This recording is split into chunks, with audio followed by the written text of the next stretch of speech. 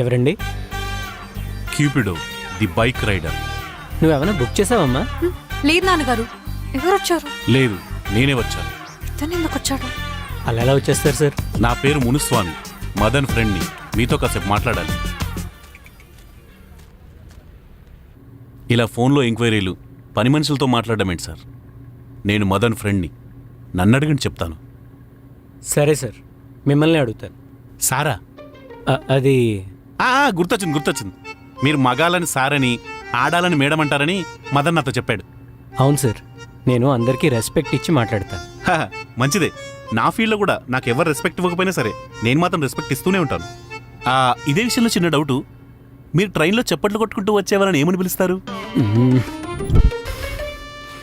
మీరు కూడా mother Netflix అకౌంటే వాడతారు కదా? మీకెలా తెలుసు? తెలుసు. మీరేం చేస్తారు సార్? ఫుల్ టైం బైక్ రైడర్ని. ఓ, మీరు ఫుల్ టైం బైక్ రైడరా? మా కాలేజ్ స్టూడెంట్స్ కూడా కొంతమంది ఇదే పని చేస్తారండి. ఓ, నాకు ఒక చిన్న డౌట్ సార్. అడగండి.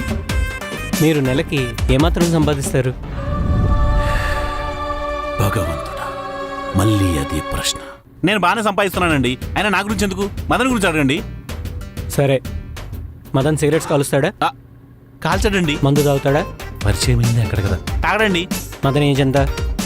నేను బుక్ అయ్యేలోపు రైడ్ బుక్ అయితే బాగుండు. మదన్ ఏజ్ ఎంత సార్? అంటే ఒక 28, 29. మీసాలు గడ్డలు తీసేస్తే ఒక 25 లోపు ఉంటాడు సార్. నువ్వు కూడా అబద్ధాలు చెప్తున్నావు. మదన్ ఏజ్ 30 ఏళ్ళ పైనే. తను సిగరెట్స్ కాలుస్తాడు, మందు తాగుతాడు అని నా బ్యాక్గ్రౌండ్ వెరిఫికేషన్లో ఆల్రెడీ తెలిసింది. ఎందుకు అబద్ధం చెప్తున్నావు?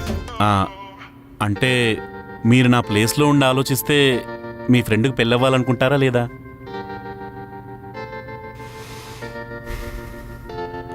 సరే, నువ్వు నా ప్లేస్లో ఉండి ఆలోచించు. నీకే కనుక ఒక కూతురుంటే మదన్ లాంటి వాడికి ఇచ్చి పెళ్లి చేస్తావా? చేయండి సార్. అది నాకు కావాల్సింది. చూసావా, బెస్ట్ ఫ్రెండ్ అయ్యుండి కూడా పెళ్లి చేయనన్నాడు. అతని రీజన్స్ ఏవో అతనికి ఉంటాయి కదా నాన్నగారు, ఒకసారి అడగండి. అడుగుతాను, ఆ రీజన్ కూడా అడుగుతాను. ఎందుకు చెయ్యవు? అంటే నాకు ఇప్పుడు పిల్లలు లేరు.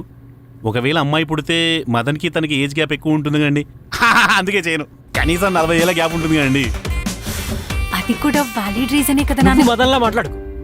మదన్ అబద్ధాలు చెప్తాడు, సిగరెట్లు కాలుస్తాడు, మందు తాగుతాడు. వాళ్ళ అమ్మగారి పద్ధతి నాకు నచ్చట్లేదు. అసలు ఈ పెళ్ళి ఒప్పుకోవడానికి నాకు ఒక వ్యాలిడ్ రీజన్ కూడా కనబడట్లేదు.